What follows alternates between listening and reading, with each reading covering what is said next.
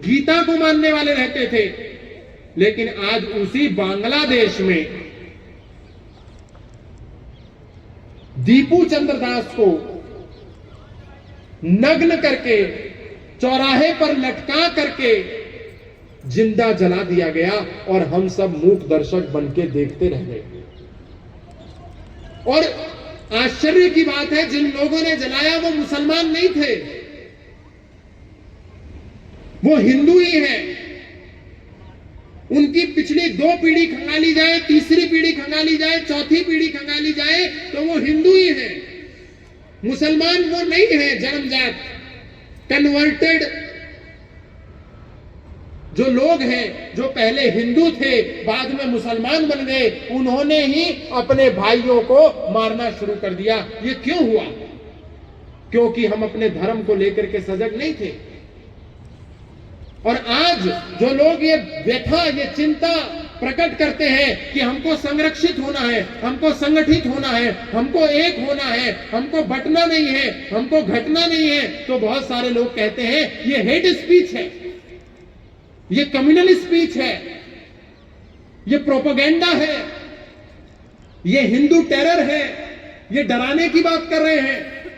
लेकिन सोचिए 1947 में, 1945 में, 1940 में, 1935 में, 1930 में बहुत से हिंदू लोग होंगे, हिंदू नेता होंगे जो खड़े होकर के हिंदुओं से कह रहे होंगे कि हमको एक होना है, हमको संगठित होना है, हमको संगठित होकर के बचना है, हमको जातिवाद में नहीं बंटना है।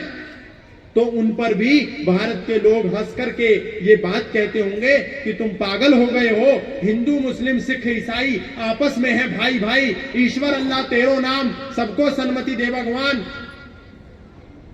सारे धर्म बराबर होते हैं, सर्वधर्म संभाव होता है। उनको भी लोग ये कह करके चिढ़ाते होंगे। उनकी बात नहीं मानी।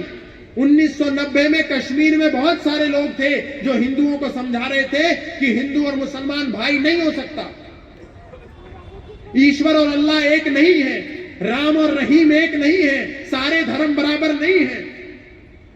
तो उस समय भी उनको लोग हंस करके चिढ़ाते थे कि तुम पागल हो गए हो, तुम हेट स्पीच करते हो, तुम नफरत फैलाते हो। लेकिन 1990 19 जनवरी को जो हुआ वो पूरी दुनिया ने देखा।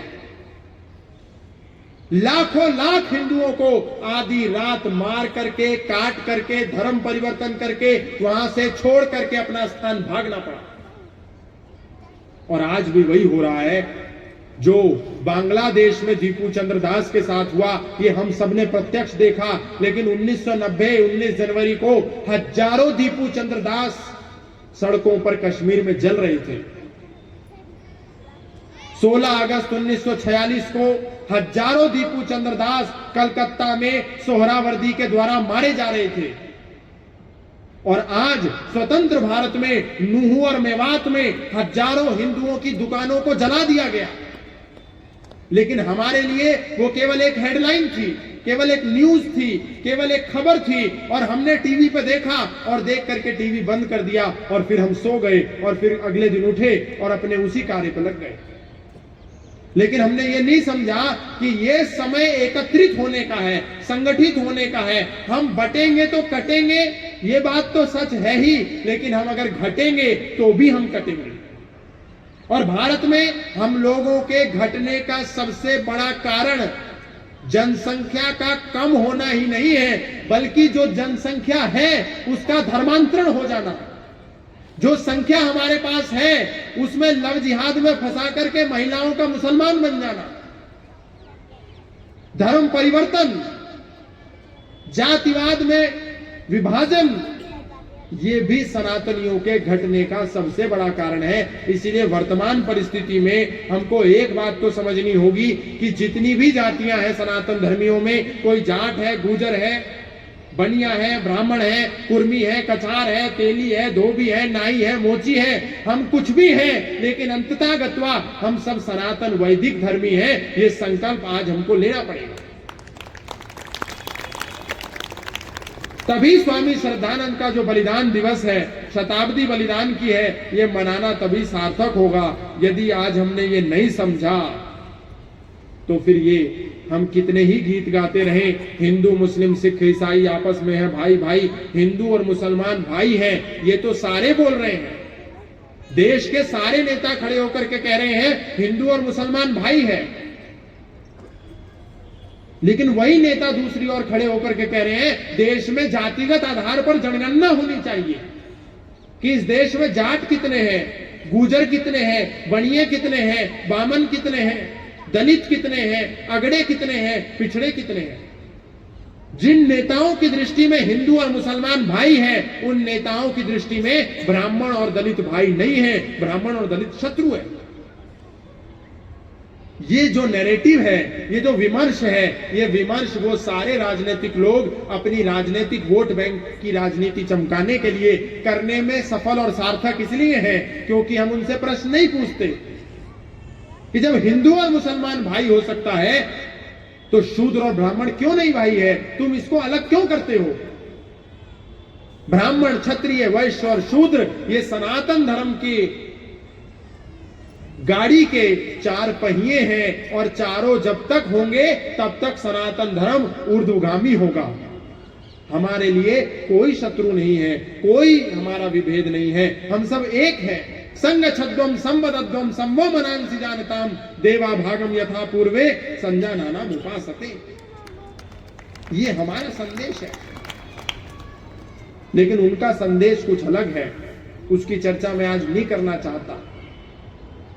लेकिन हम सब जानते हैं, लेकिन जान करके हम मौन हो जाते हैं, जानते हुए हम कान बंद कर लेते हैं, जानबूझ करके हम सब चुप हो जाते हैं और समाज के लोग पैसा खर्च करते हैं, लाखों रुपया लगाते हैं, कथावाचक को बुलाते हैं, धर्माचार्य को बुलाते हैं, आचार्य को बुलाते हैं, व्याख्याता को बुलाते हैं, प्रवचन देने वाले को बुलाते हैं, पंडित जी को बुलाते हैं और कहते हैं कि आप आइए और हमारे यहां राम कथा कीजिए। और वो कथावाचक आता है, अपना सब सामान लेकर के आता है और माइक पे आकर के पूरा मंच सजता है और उस कथावाचक की डिमांड होती है कि मैं कथा तभी करूंगा जब आप मुझको 5 करोड़ रुपया देंगे। सारा हिंदू समाज उसको 5 करोड़ रुपया देने के लिए भी तैयार हो जाता है। वो 5 करोड़ रुपया ले या 5 लाख रुपया ले या 50 लाख रुपया ले, हमको उससे कोई आपत्ति नहीं है, लेकिन वो 5 करोड़ रुपया लेकर के जिस काम के लिए आया है वो काम करे, इसको कौन सुनिश्चित करेगा? इसको हिंदू समाज सुनिश्चित करेगा। जिस कथावाचक को राम कथा सुनाने के लिए बुलाया है, वो राम कथा सुनाते सुनाते अली मौला और या हुसैन गाने लगता है। हमको उससे पूछना चाहिए कि वाल्मीकि ने रामायण में या हुसैन और अली मौला कहां लिखा है? गोस्वामी तुलसीदास ने जो रामायण लिखी है उसमें अली मौला और या हुसैन का कहीं वर्णन है क्या? यदि नहीं है तो हम राम कथा के मंच से कथावाचकों के मुंह से सुनने के लिए 5 करोड़ रुपया देने के बाद भी अली मौला सुनने के लिए क्यों तैयार है? जब राम का मंच है तो राम की बात होनी चाहिए, सनातन का मंच है तो सनातन की बात होनी चाहिए। लेकिन हम प्रश्न नहीं पूछते, हमको प्रश्न पूछने का कोई अधिकार नहीं है। हम सुषुप्त अवस्था में जा चुके हैं, हम तर्क नहीं करना चाहते, हम तथ्य पर बात नहीं करते, हम युक्ति पर बात नहीं करते, हम प्रमाण नहीं मांगते। और स्वामी श्रद्धानंद और ऋषि दयानंद का पूरा जीवन तर्क, तथ्य, युक्ति और प्रमाण के आधार पर बीता है। दुनिया को, सनातन धर्मियों को तर्क, तथ्य और युक्ति प्रमाण के आधार पर सोचने की समझ यदि किसी ने दी है तो वो केवल और केवल महर्षि दयानंद ने दी है। सनातन को विज्ञान के दृष्टिकोण से सोचने का जो नजरिया दिया है वो सनातन धर्म को केवल महर्षि दयानंद ने दिया है, लेकिन वो नजरिया सार्वभौमिक, सार्वकालिक और सार्वदेशीय है। यानी कि कल अगर तर्क से सोचना था तो आज भी तर्क, तथ्य, युक्ति और प्रमाण के आधार पर ही हमको सोचना चाहिए और प्रश्न करना चाहिए, केवल मानना नहीं चाहिए। क्योंकि भगवत गीता में योगेश्वर भगवान श्री कृष्ण भी जब रणभूमि में खड़े हैं और दोनों सेनाएं आमने सामने खड़ी हैं, उस समय अर्जुन को बार बार कहते हैं, हे अर्जुन तू ऐसा जान, विद्वत जन ऐसा जानते हैं, तुझे ऐसा जानना चाहिए। एक बार भी योगेश्वर श्री कृष्ण ने अर्जुन से नहीं कहा तू ऐसा मान ले, तुझे ऐसा मानना चाहिए। ज्ञानी लोग ऐसा मानते हैं। मानना अंधविश्वास है और जानना यही विज्ञान है। जब भगवत गीता में योगेश्वर श्री कृष्ण विज्ञान की बात कर रहे हैं, जानने की बात कर रहे हैं, समझने की बात कर रहे हैं, तो हमको भी समझना चाहिए। लेकिन हमारी समझ में कहीं ना कहीं कमी है। इसलिए नुपुर शर्मा जैसे लोग इस देश में, स्वतंत्र भारत में, लोकतांत्रिक भारत में, हिंदुओं के बहुसंख्य भारत में एक बयान देने के बाद अंडरग्राउंड होकर के रह रहे हैं। जब से बयान दिया है तब से नुपुर शर्मा सारी संस्थाओं से भी बाहर है, सारे कार्यक्रम से भी बाहर है, सार्वजनिक मंच से भी बाहर है, सार्वजनिक जीवन से भी बाहर है। और वो नुपुर शर्मा एक कैद का जीवन जी रही है।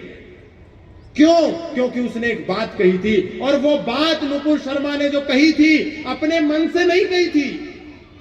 कुरान शरीफ के बाद इस्लाम में जो ग्रंथ सबसे प्रामाणिक माना जाता है उसको हदीस कहते हैं। और हदीस 6 खंडों में बटा है, और 6 खंडों में जो सबसे प्रामाणिक खंड है उसको अल बुखारी सही या बुखारी शरीफ कहते हैं। उस बुखारी शरीफ की 5134 नंबर की जो हदीस है वो वही बात कहती है जो नुपुर शर्मा ने कही थी। लेकिन इस्लामिक जगत के लोगों ने एक उस बात के कारण इसी राजस्थान के उदयपुर के रहने वाले टेलर कन्हैया लाल का गला रेत दिया। क्यों रेता? जब बुखारी शरीफ में, हदीस में, इस्लाम के एक अभिन्न अंग के 5134 नंबर की हदीस में वही बात लिखी थी। या तो हदीस की बात गलत है, या तो इस्लामिक जगत के दुनिया के जितने 56 मुल्क हैं सबको आकर के खड़े होकर के ये कहना चाहिए कि बुखारी शरीफ के 5134 नंबर की स्टेटमेंट में जो लिखा है वो गलत है। और यदि वो गलत नहीं है तो एक निर्दोष कन्हैया लाल को क्यों मारा गया, इसका जवाब भी उनको देना चाहिए। और इस देश की अदालतों ने आज तक कन्हैया लाल के हत्यारों को फांसी क्यों नहीं दी?